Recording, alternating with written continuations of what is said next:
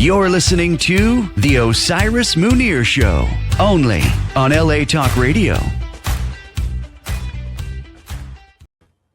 Hey, my looms, my luminaries. I felt like wearing all of these bright colors just for you. We've been having a few days here in LA that are malaise, but you know, they're coming out of it. The sun is starting to shine a little bit more, I guess. Hey, if I had a planet like Earth to govern, I wouldn't want to shine sometimes either. I tell you, we are a hot mess. Shout out to all of those who choose love over chaos. And before we get into our show today, we are going to give a shout out to our sponsor, senior real estate and probate specialist Kevin Pike of Coldwell Banker, 818-571-1508, 818-571-1508, senior real estate and probate specialist Kevin Pike. Call him, he's good to go. All right, so today I found, at least I think it's interesting, you guys, today we're going to talk about this show, and we're going to continue a talk about sound, the effects of sound, the difference between sounds and words. I'm talking words. Sound, as you know, is penetrative. It can go through walls, spaces, places that words cannot go. Words can travel and be taken somewhere by a person's interest in a particular subject. But sound does not have to be confined. You can't confine sound. Well, let me put it like this. If you're recording something and you're starting and stopping, and you've made a choice to be interrupted or something like that, that's different. But even in that small space of time, there's sound. There's brackets and spaces of sound. So I want to talk about you guys something really super interesting. On Hulu and Disney Plus, there is this show called Battle of Fates, Fates. It's a South Korean show that started this year. I think it's February 2026, and it really just took off. So it premiered in February, and then just like went like pow, everybody was on it.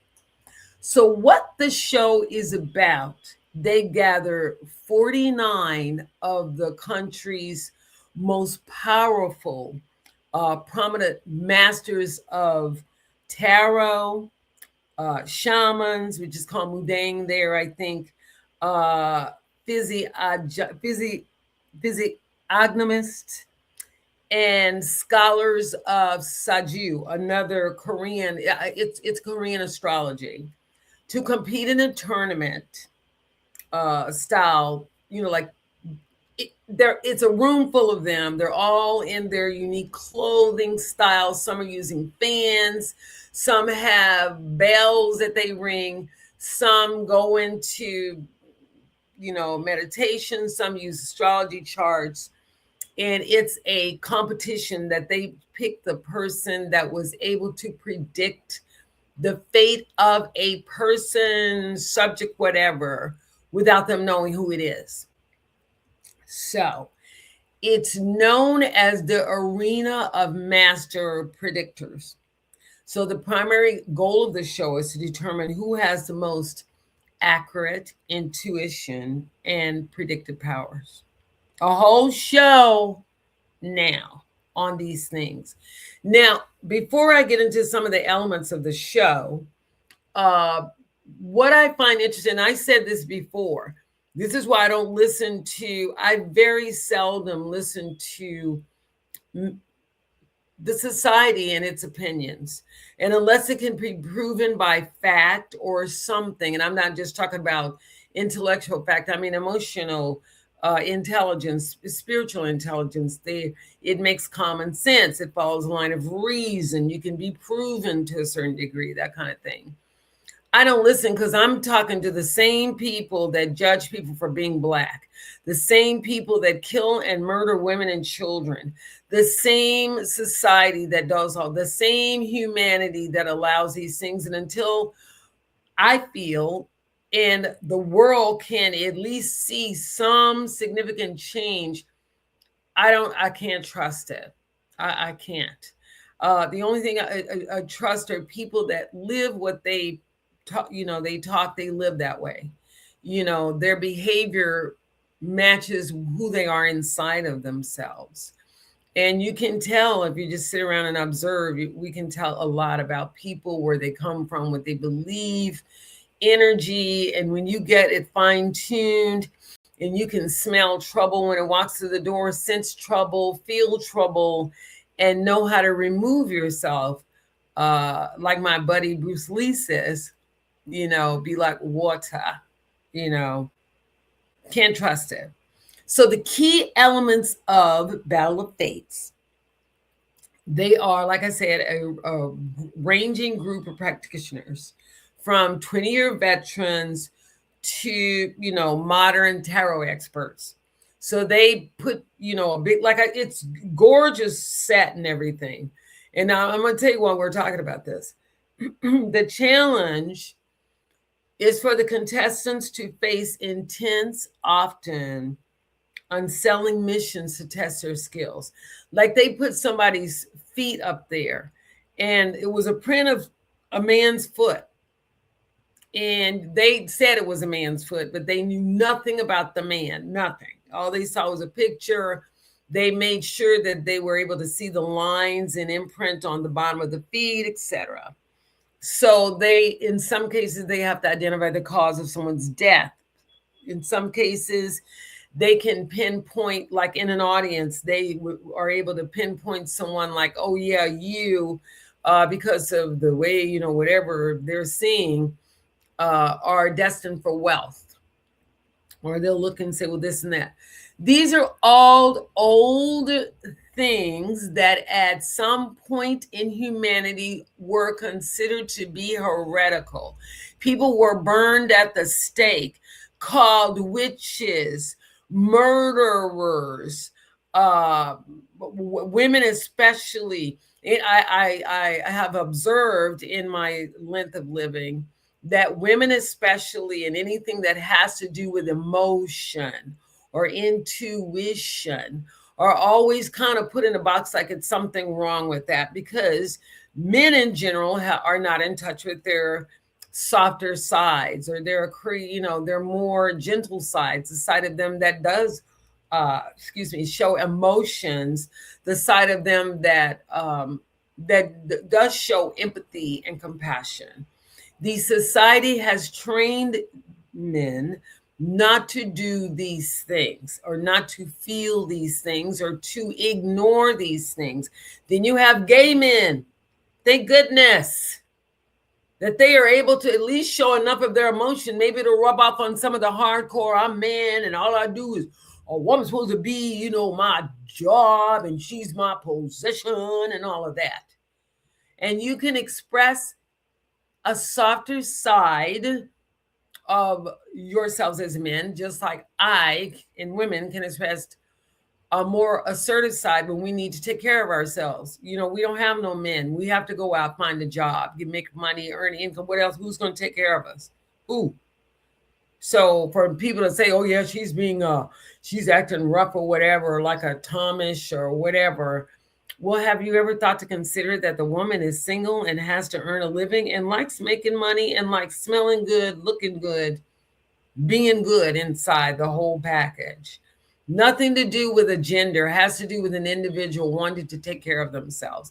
So we got to get out of all that, first of all. Very old school thinking, very not for the future. So if you think like that, I'd advise you to find another way to think, because you'll feel and look very unevolved in the coming 10, 15 years from now. Starting now, been started 5, 6, 7 years ago, actually. So anyway, that's what the show is about. They're able to do these things. Sometimes some of them communicate messages from the dead. Like, I personally, if you're dead, stay dead. That's me. I don't care who it is, how much I care for you. It doesn't mean that I don't think about the deceased.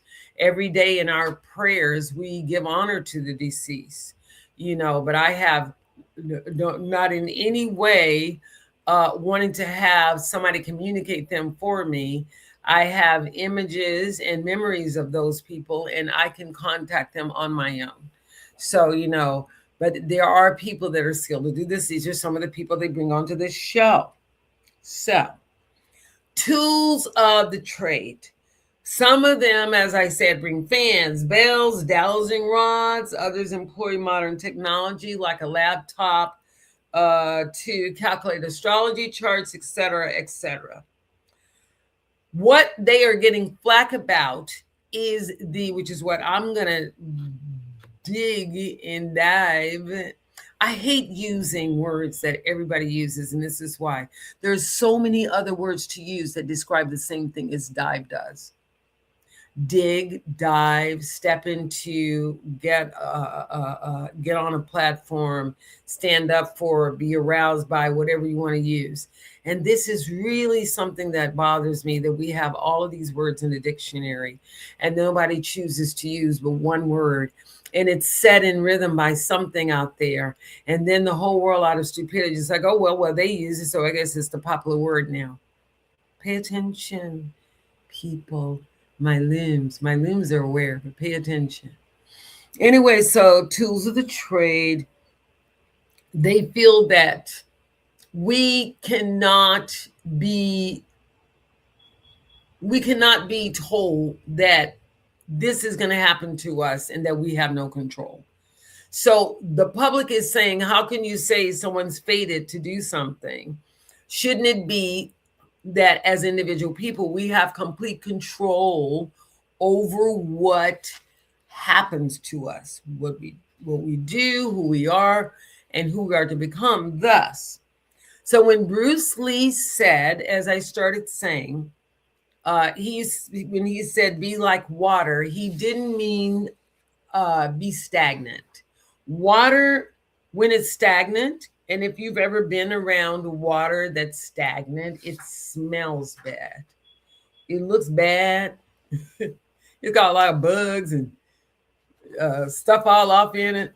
It's just sitting there. And then it's like attracting all of these things that like wet, that like sensation. And, that's water. That's the element of water. On the other hand, it is healing, nourishing, nurturing, reviving, can quench your thirst, can cleanse your body. All of those things are the properties of the element of water. So Bruce Lee not only tapped into a part of his brain that he could deal with pain and in a certain way dismiss it, he found a way to maintain a sense and a center of balance and peace within, without using drugs or anything like that. He was a small guy. When I think of him, 5'8", you guys, he was only 5'8".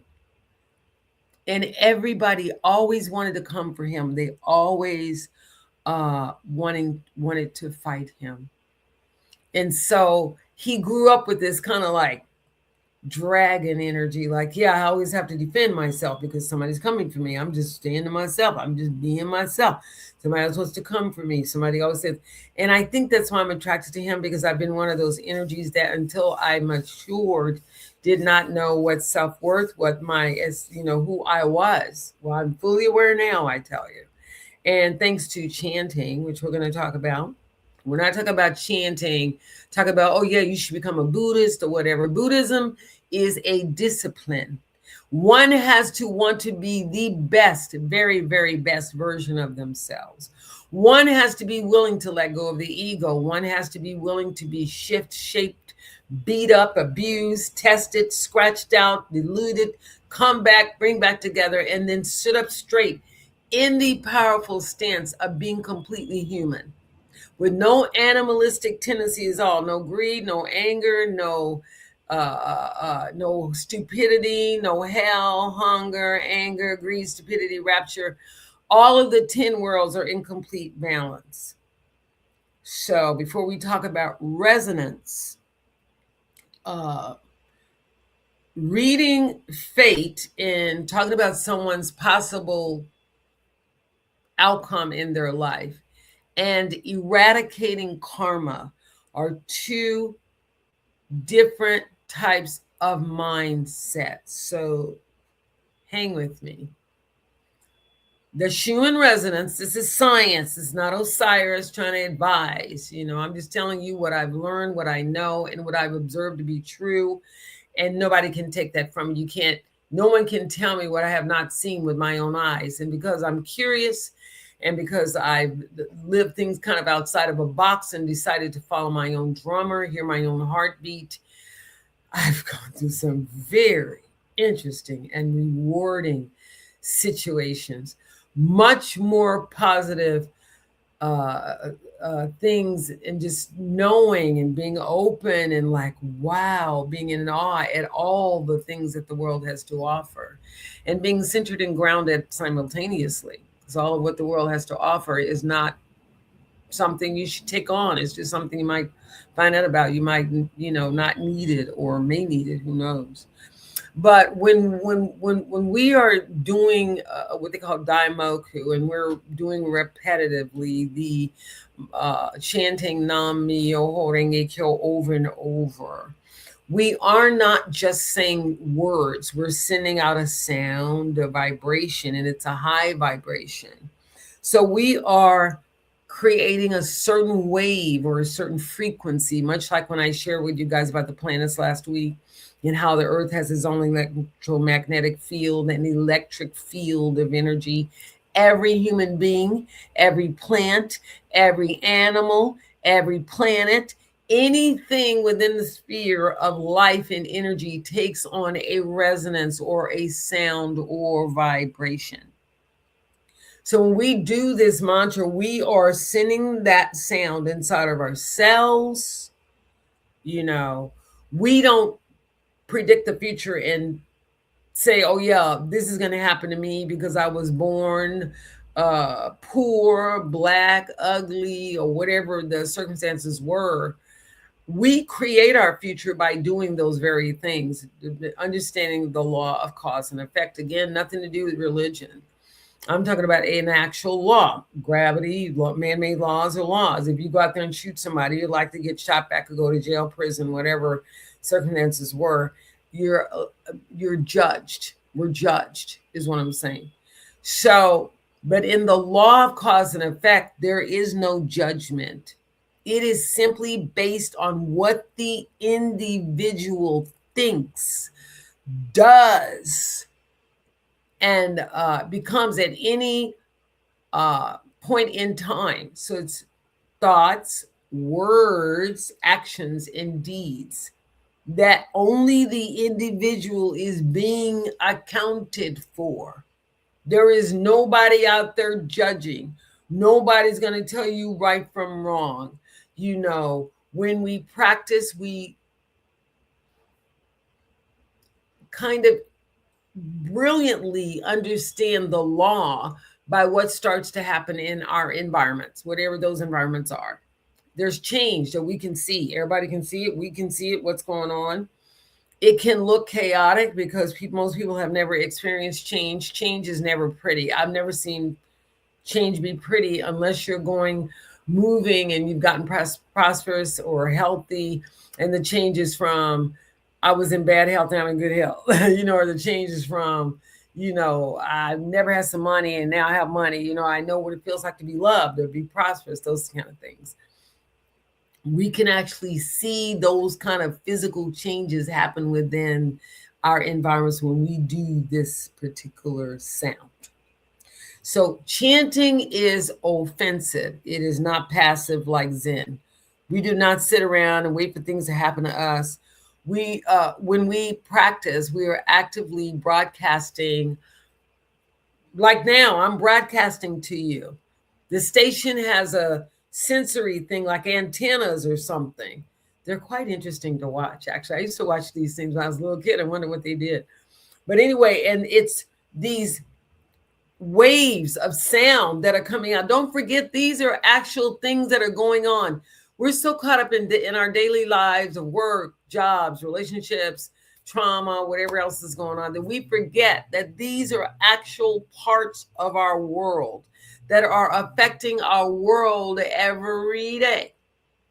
And we have to learn how to pay more attention rather than waiting until the last minute when something is upon us. Oh, wow, something just blew up. Well, if you had paid attention, you'd have seen that guy's been coming over there for the past 3 or 4 weeks.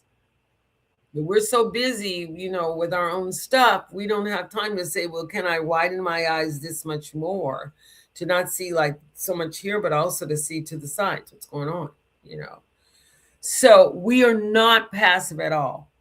We actively broadcast a high life frequency to dilute and delete, in some cases, the static in the outside world, so that somebody like me can have tremendous problems, tremendous adversity. I couldn't even begin to tell you. I'll be writing another book, tremendous, and still be at peace, still choose to be happy, still choose to have a certain way to look at things versus letting the mind master us. And we start to succumb to all of the negativities, all of the emotions, all of the ungrounded, all the trauma that we've experienced, all of the work we've done, all of the things that people are saying, all of the things that I'm doing. That's the mind. So it's like a wild stallion that you have to just keep riding it and riding until you train it and you tell it what to do and it obeys. Well, I've had years, and other people like me have had years to train the mind to do just that. Now, let me explain something. Chanting works no matter where the individual starts from. Just to say it's a person that they don't have much common sense, or they were born with some sort of mental incapacity. That person is actually able to shift the cells, the frequency of their bodies, inside tissues, things like that, to help them not only adjust to what they don't have, but to make use of what they were given. See the difference? Not like, oh yeah, I was born one leg. Well, I got one leg, so what can I do with the other leg I do got? What can I do with the other leg I do have? That kind of thing. So you take what we call changing poison into medicine, where you take what you've been given and you change it and alchemize it enough to make it work to your benefit. So it's like a demon. I think, and don't quote me because I have a lot to talk about and my mind is going. But in one of the Goshos of studies or teachings that we've run across, they talk about the Devadatta daughters. And they talk about how when they tried to come up against the Lotus Sutra, that not only were they made to bow down, they actually were made to have to serve the sutra and serve the law of cause and effect because of the ill will deeds that they had done. And that there are people that have come up against the sutra. Now, again, I'm not talking about something man-made. So for those that are out there that think that things like spell working, things like that can bump against something that is so profound as the law of cause and effect. And when I say profound, I mean that it's off the planet. There's no intellect you can explain it. It's too profound for the human mind to understand. I'm not talking about a word designed to compensate for something that we lack understanding of. I'm talking about something that in certain parts of it, you do not understand. It is so. You'd have to go, way, way, way deep into the Akashic rivers of life in order to understand that. And you probably would not be in human form. I'm telling you what I know to be true. We probably won't be in human form. Now, there are those people that, let me say it in this way. Let's just say when you were born to be a genius, or you were a genius when you were born, or you were born to be a famous artist, or someone that the world needed to partake of, someone that the world needed to be exposed to, because a person actually has a mission in something that we are here to do. And you didn't have any of the things. You didn't have the tools, you didn't have the education, nothing. As I said, I had to teach myself how to train myself how to speak proper English, because when I grew up, we did talk like this. We saying it, and chunking across the street, and that kind of language. And then in order for me to do the news and media, I had to speak in a way that was not community based, but in a global tone that anyone that understood proper English could understand. Not putting down people talking like this and what they say their country and all of that, but saying that if you're going to have this kind of career, if you're going to be a public speaker, if you're going to do things like that, you have to learn there should never be dead air. That all should be taken care of before we arrive on the screen. I also had to learn to control what I say, for the way it could be perceived, and for clarity's sake, understanding that not everyone may have a Harvard education out there. Some people may have never graduated from high school, but I'm able to reach you and say I love you and talk to you just the same, without having some kind of air of, oh, I can speak the King's or the Queen's English, and I can talk very royal like this, and I can use very big words like desperation and hesitation, aspiration and inspire and teach, and or I can just be myself and talk, which is pretty much how I am, unless I'm doing something in particular where you really do have to enunciate and speak correctly. So let's go back to sound. Nam. When we say the word nam, it vibrates in our lower spine. So because we're going nam, that's the first sound. Nam. See? Nam. Nam. Raising up those chakras. The priest and we don't go around saying, oh yeah, you're raising up your chakras. Who cares? The whole point is that you're raising your vibration, your frequency high enough to see above the stuff that's in the way of being and getting what you need to get to move forward to the next step of lessons, trials, and tribulations that one must go through. Meanwhile, offering benefit and great fortune. One of them, youth. Because when you do the going, see the exercise of the muscles, so you're always constantly feeling refreshed and vibrant. And if you're not feeling that way, then we're probably doing something incorrectly, because that is definitely what it does. So that's where nam. Then yo. Now, these things, again, are scientifically proved, not because science knows anything about Nam-myoho Renge Kyo, but because they know about sound, vibration, and frequency and resonance, and they've tested it. They've tested it on rocks on top of a pan, and they ring something and they move, or dust and sand. It's fascinating. So you guys do not have to listen to me. This is scientifically proved. I'm not telling you something that I've made up, or I want you to believe this and that and the other. I am simply talking about sound. I'm not talking about Buddhism. I'm talking about the part of Buddhism that is sound. And that's what we are doing, making a sound. Okay? So we're on the subject of sound and how sound affects the body. So myo, it transitions to the back of the throat and the soft palate and nasal passages. So we go myo. Now in Buddhism, again, this does not mean that in Buddhism. I'm talking to you strictly about sound and about how saying these things, what the sound of them is doing to the physical body. So please don't go out there talking about, Oh yeah, she said Buddhism is saying Nam, and not because Nam means an entirely different thing in Buddhist scripture and Buddhist teachings.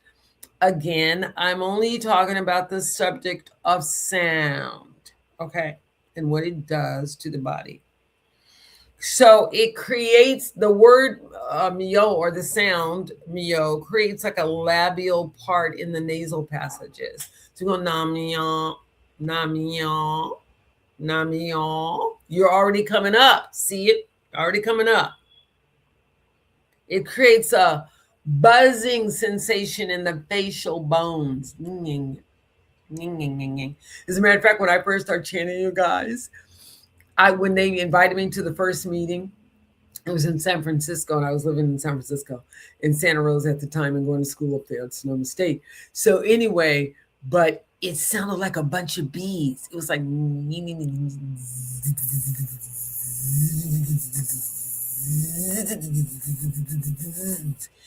it sounded like they were saying baloney, baloney, baloney.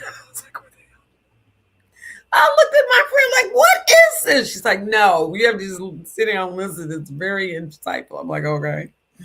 But anyway, so I thought it was a bunch of bees because it goes so fast, but you can hear every word and every intonation. That it sounded so, but at the same time, it was just fascinating. So anyway, our faces are the mask. So when we're doing these sounds, it is exercising the mask, the face, the muscles of the face, structure of the face, the external environment of the face, that means whatever the air around the face that envelops our skin, that's the external environment. Then it resonates into the eustachian tubes, which vibrate into the skull and the inner ear. So oftentimes when I do it, I'll stop and I'll hear I can still hear it. Oh my gosh, wow. So and then it allows the mind to lift itself up from a state of suffering and then see life in not only a higher frequency of vibration, but in a higher level of observation. See? Whereas maybe something that seems devastating, with clarity of mind and understanding that things in life are always temporary. Even if they last forever, eventually we'll die. So it's still temporary. Okay, so think like that. Things are temporary. And there's always a solution and always choices. So anyway, it shifts the mind out of survival state into a higher level of observation, which causes someone to be able to move forward in our lives. So Myo is the opening. Ho is the expansion of that opening. So once we open, what we going to see? We're going to go in there. We're going to look and see. Let's see. Wow. So if I make this decision now, I can see this far ahead. If I do this, I can even look back and see that I did the same thing with another decision, with the same decision, and see. So work can only be here in the present, because future is not there yet. Past is already gone. Nothing you can do about it. This is why I think it's ridiculous that we allow ourselves to get in arguments and fuss. I used to do that. And then one day I woke up and I felt so stupid and so intellectually dumb, that I didn't, just didn't know my butt from a hole in the ground, I would say. Anyway, so hopefully you guys are understanding what I'm talking about. Again, I am not talking about Buddhism necessarily as much as I'm talking about the subject of sound and trying to help you understand that sound is very, very important. Understanding that when we practice anything to do with the vocal cords, vocal structure, we are emitting a certain frequency. And when people hear that, like I'm going to say Barbra Streisand, because I think Barbra Streisand, like Adele, and like other vocalists, have incredibly vocal strength, incredibly vocal control, and mental control, because we have to be able to expound upon our vocals when we're singing, and we are just making sound. So she's one of an example to me of something that if she sings, it not only is heard, it's soothing and it's calming. And then you have rock stars that they sing too, but look at the difference in the energy. Nothing wrong with it, just a difference in vibration and frequency. So let's keep going. So ho is the exhale of the voice. And when we do ho, it's held in like a long exhalation, like yo ho, yo ho. And then you get to, so ho brings up the energy, or myo opens energy, ho pushes it down.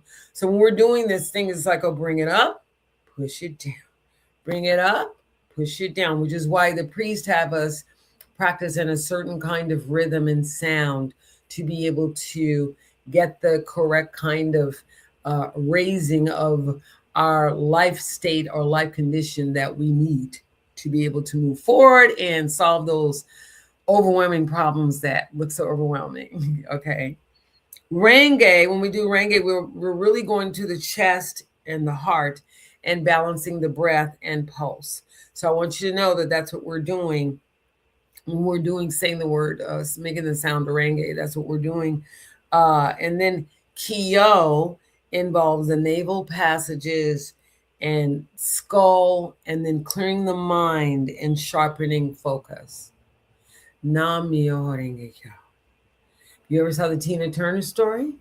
You know what the woman did. Don't deny her because she wasn't of your belief. Say she had something. And not only did she look like $1 million, I didn't even know how old Tina Turner was. Like, good Lord, what is she doing?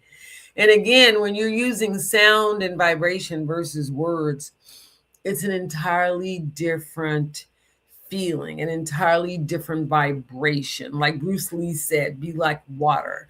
Again, the TV show, it's on Disney and Hulu. For those of you that are just interested in different type of philosophies, again, when I get up here and talk, these are my personal interests. Just like some of you out there like baseball and going to bars and drinking and hanging out with your friends and having girls' night out, a guys' night, the sports. This is what I like to do on my personal time. So please don't judge me. I choose to do these kinds of things because for me, they seem to be more productive than what the world has allotted that gives us stuff to do. And I'm an entertainer, so I see movies and stuff all the time. I go to lunches all the time. It's no big deal. And so when I do have time, I like spending it with me. And if there's a special person, friends and family, with them. Okay. So that's where I'm coming from with that. So I have a question about, with regards to the show Battle of Fates. If a shaman told you your fate today, they just said, somebody said, Osiris, you're going to be crippled by a passing truck. You're going to try to move and you're going to fall down on the side of the street. Would you accept it, or would you try to change the frequency so that you could attract a different thing? So the mind works. That's why they say in one of our teachings, be the master of your own mind and not let your mind master you. The mind is like a wild stallion. It has to be trained. You have to train it the way to think. And it takes years. This is nothing easy. And, people that come on, and I can tell, I'm doing a lot of research, but I can tell people that have actually lived some life and have some life experiences versus people like, oh, yeah, they say you can make some money, on YouTube doing this, that, and the other. And then they jump on there and they sound just as green as all out, rather than waiting to get some training or to get some focus and clarity and then busting out there. It's one thing for people to say, get out there. Yeah, you got to start somewhere, but don't start with your feet flying all up out of the air. Start with at least a little grounding. I've learned the basics of something. And I can expound by doing those things and practicing, things like that, because most spiritual work takes a lifetime. It's never going to stop. You're never going to not be challenged. Never. In every stage of growing, it's like going in a classroom where it's always going to be something to learn, always something that forces the brain from moving from a chaotic state, a beta, and anxiety into the alpha and theta state.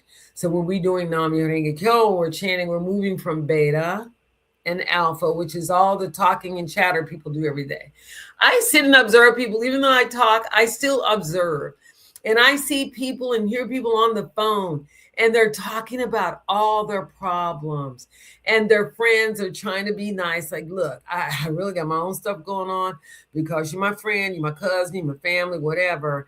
And I love you. I'm going to take the time and listen to you dump all of your stuff, because you really, even though you say you have faith, don't believe in anything, because if you did believe in it and really have the faith you said you have, you would not be suffering. You might be going through something. There may be problems that all human beings have, but you won't be suffering. You won't be woe is me and going to bed worrying and, who, Lord, I'm going to do this and I'm going to do that and what I'm going to do and things like that. You will not be able to do that, or you won't have to, because you will have trained the mind to be so peaceful and tranquil that it knows, okay, well, I know this is temporary. What action do I need to take to move forward while I'm experiencing this set of problems? Okay. So you're hearing this on my show. You don't have to call me and talk to me about it. I'm telling you, this is what I've done and how I've been able to get to where I am. And again, many, many years ago, I used to try to get people to do what I do and believe in the way I believe. And I didn't have anything if they said no, but then don't come at me and come for me when my life looks like this and you're stay back there. Because I told you there's something to this. It's an advanced, progressive way of thinking. And I'm all about progression. I'm all about not necessarily leaving the past behind, but giving the past what it did. You're the past. Thank you for the lessons, for the time, for the growth, for the beauty, whatever. And then being in the present and looking forward to a bright and happy future. So theory teaches, we're going to wrap it up. Theory teaches that chanting helps to create a sensory input that competes with pain signals. So I thought that was interesting that, because when we heal, it requires you have unrestricted blood flow. One thing about healing is that the blood has to flow properly, and it has to go, as you know, to every part of the body, and can't be just sticking around stagnant somewhere. Otherwise, we get sick, and that is what causes inflammation. So, those are the things that we look out for when we're doing healing.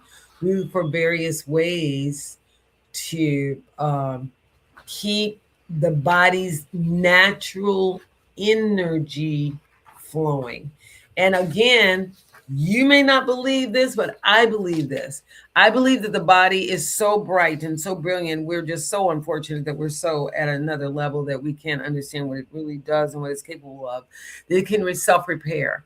But anyway, the rhythmic humming of M and N and Myoho Renge Kyo, it increases the flow of nitric oxide to the nasal passages. They discovered up to 15 times. So these are true things. I'm not lying to you.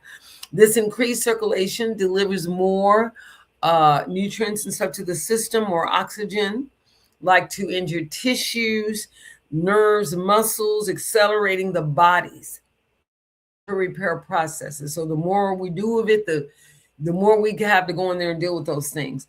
Now, when we're also chanting, it increases and goes right past the vagal muscle, where we do a vagal tone. So it rests and digests systems and passes through the vagal vocal cords.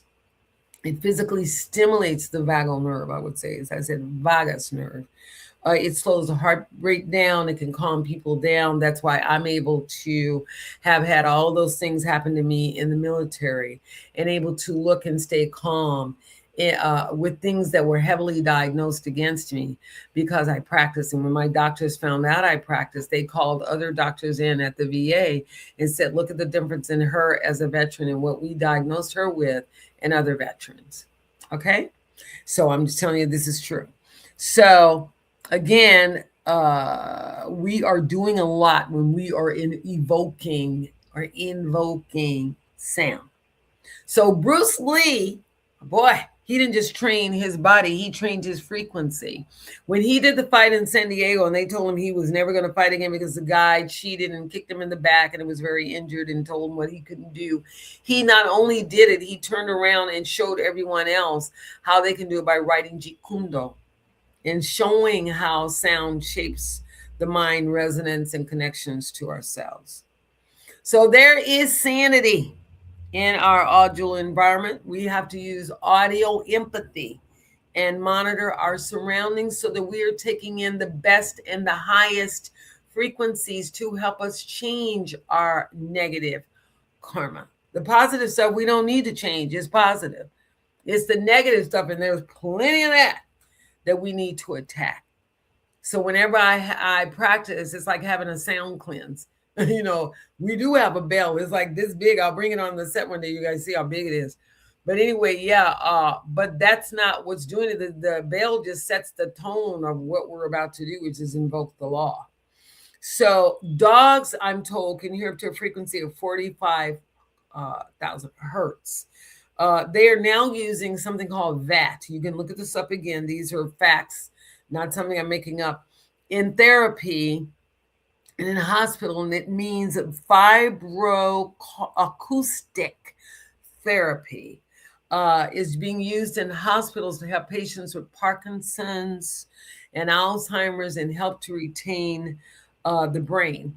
It is a non-invasive way of therapeutic technique of using low and high, in some cases, specialized frequencies and putting them, embedding them into furniture, mattresses, chairs, and it simultaneously stimulates the body, the tactile, and the ears, auditory, to reduce anxiety, alleviate pain, and induce sleep, relaxation, and enhance circulation.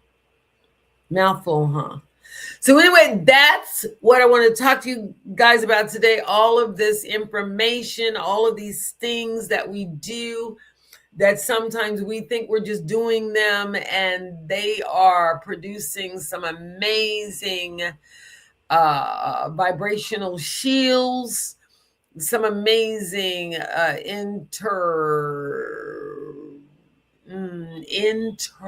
I didn't want to say interdisciplinary, but yeah, some interdisciplinary measures of change where, you know, maybe somebody starts to feel a little better about themselves. Like, look, I want to look better. I don't want to go around my arms smelling or not taking a bath or a shower or not, you know, uploading. There are plenty of stores now, you guys. Temu gives away things for free, in my opinion. And, you know, there are people that need those kind of bargains. They need, that's where they are in their prosperous circle. And they need those kind of bargainings until they can get up to the next level, or however they expound. If you take somebody like a very smart person, let's just say, and I don't mean smart intellectually necessarily, but smart enough to have common sense. And they have a skill. Maybe they have special skills. They are highly intuitive, or they can paint or draw or dance or sing or act or whatever. And you give them a tool like a sword, like a Nama Yoho Rengekyo on it.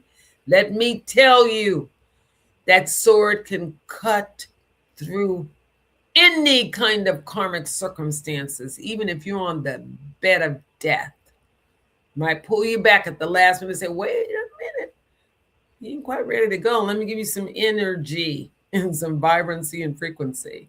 That's all for now. Let's thank our wonderful LA Talk Radio owner and runner of the show, Sam Hassan. Love you, mucho gusto. And Don't forget about me on social media, Osiris _Munir _ the painter on IG, and just look under Osiris Munir all across the web. Hit me up. Listen, I love you. Without your love and support, I would never be able to do this. I would, but I'd be doing it without you. And what fun would that be? Okay, I need you to help me have fun because I know you guys are out there, and I try to, say things in a way to help you understand. So it doesn't sound so heavy. And so it's another person trying to get us to join their religion and their belief. I don't care if you don't join. I'm going to be honest with you. But what I do care about is that you're happy and that you're doing more than surviving. And that even if you're having a hard time, you can see light even under the worst circumstances. The lotus blossoms grows in a swamp of mud, and it remains untainted. Doesn't have a spot of mud on it, and grows in a muddy swamp. Also produces a seed that seeds and flowers simultaneously, which is why we use it as our as the flower that representing the law of cause and effect. So don't forget that, and don't forget to subscribe.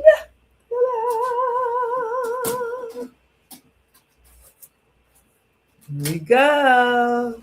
Da-da-da. Like. Da-da-da. Share. And above all, I need you. Please subscribe. Okay. I did these myself. I thought it was a fun thing to do. Kind of like, a little different. But I liked it. And don't forget to always smile. It works wonders. And I will see you next week. Same time, same bad station. Talk to you later. Bye. Have a great weekend. Bye-bye.